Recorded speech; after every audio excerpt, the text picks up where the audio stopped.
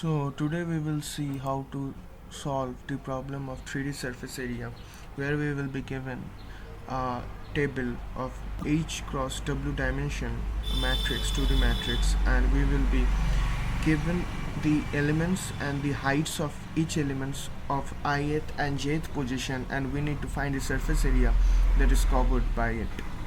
So here the input is 1 cross 1, so it has 6 sides, so the output would be 6, and here is 3 cross 3, and each elements are given, so output of the surface area would be 60.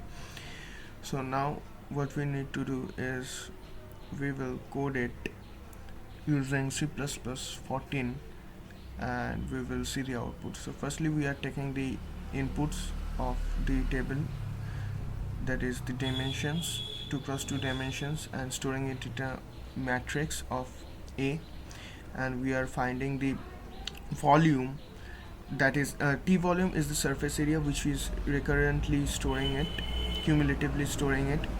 So this is it, and for everything there are 4 sides that needs to be calculated, and the 2 remains constant, which is upper and lower dimensions.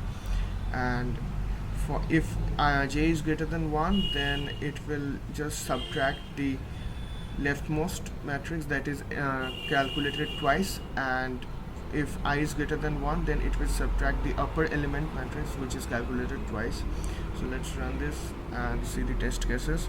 And this algorithm solves in O of n square, and this is marked as medium in Hackerrank. So I will be uploading the problem statement and the link to the solution of the GitHub code, so don't worry about that. So this is it, and I will be solving more of this type of competitive programming problem in C++. So like and subscribe for more videos, and stay tuned. So thanks for watching.